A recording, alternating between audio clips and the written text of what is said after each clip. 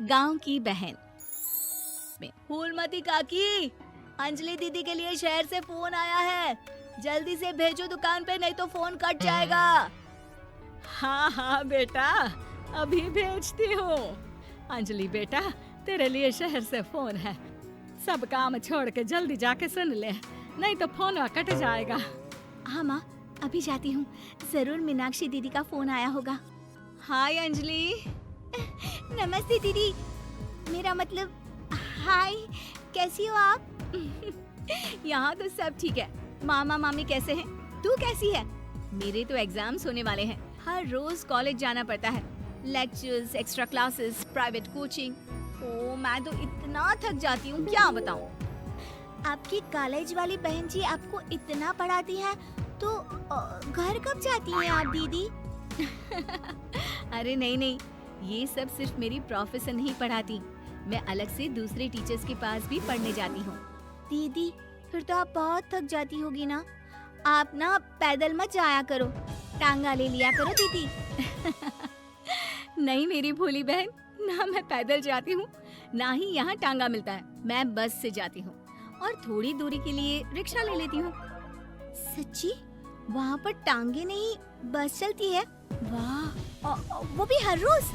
हमारे गांव में भी बस आती है, दिन में 2 बार। यही तो खास बात है शहर की, यहाँ बसें पूरा दिन दौड़ती हैं सड़कों पर, और सिर्फ बसें ही नहीं, कार, स्कूटर और ट्रक भी, और तो और थोड़ी दूरी पर तो हवाई जहाज भी है, जहाँ से हवाई जहाज आसमान में उड़ते हैं। अच्छा दीदी, मैं फोन रखती हूँ, बुआ जी फूफा जी को मेरा नमस्ते कहना। हाँ माँ, हम लोग शहर में क्यों नहीं रहते? बुआ जी, फूफा जी और मीनाक्षी दीदी तो शहर में ही रहते हैं। अरे क्योंकि तेरे बुआ जी की शादी शहर में हुई थी, इसलिए बेटा। शादी से पहले वो भी तेरे पापा और दादा दादी के साथ गांव में ही रहती थी। तो फिर बा, मुझे शहर भेज दो ना, मैं भी शहर देखना चाहती हूँ। इतनी बार मीनाक्षी दीदी से शहर के बारे में सुन चुकी हूँ, अब मैं भी वहाँ जाकर देखना चाहती हूँ। बस आप मुझे शहर भेज दो। ठीक है, इस बार गर्मियों की छुट्टियों में कुछ दिन रह आना शहर, अपनी बुआ के घर। अब तो खुश ना? हाँ माँ, बहुत खुश। आप देखना मैं शहर जाके कितने मजे करती हूँ। अंजलि अगले दिन स्कूल जाती है और वहाँ अपने सारे दोस्तों को अपने शहर जाने की बात बताकर चिढ़ाती है। अरे श्रद्धा, शीतल, सरोज, तुम लोग इन गर्मियों की छुट्टियों में कहाँ जा रही हो? एकादशी वाले गांव के मेले में। हम तो दूसरे गांव में नानी के घर जाएंगे, उनका घर नहर के किनारे है, बड़ा मजा आएगा।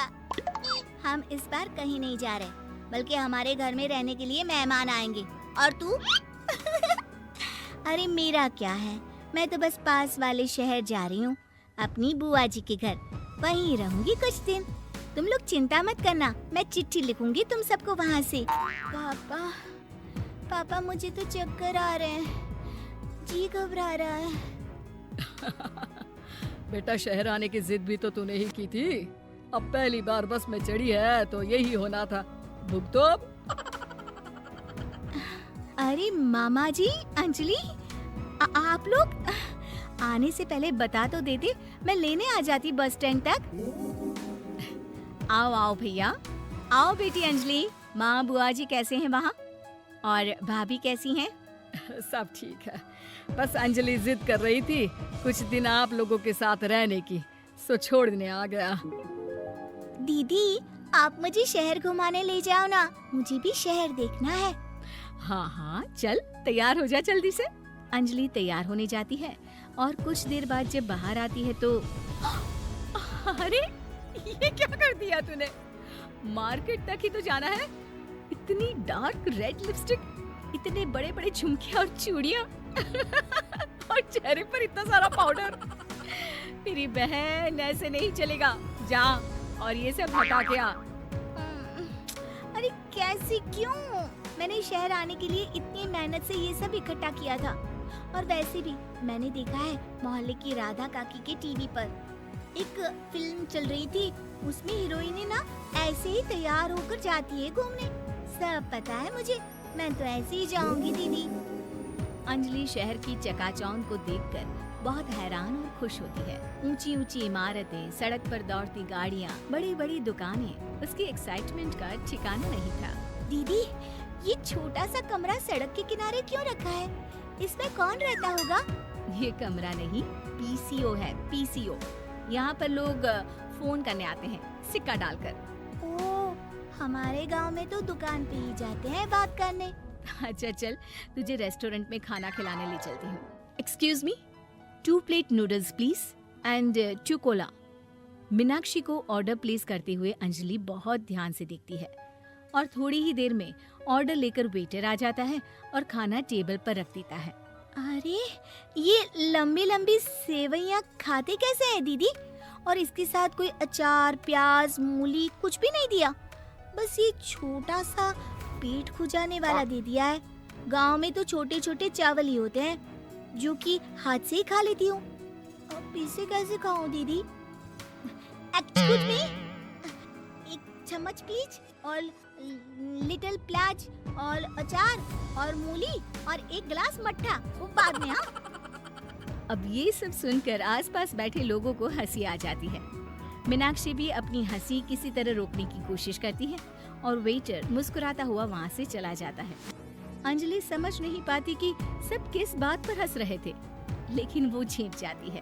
दीदी, मुझे लगता है कि मुझे इन सेवइयों को ऐसे ही खा लेना चाहिए, इसी पेट खुजाने वाले कांटे के साथ। एक काम कर, तू मुझे खाते देख, जैसे मैं खाऊं तो भी वैसे ही खा ले।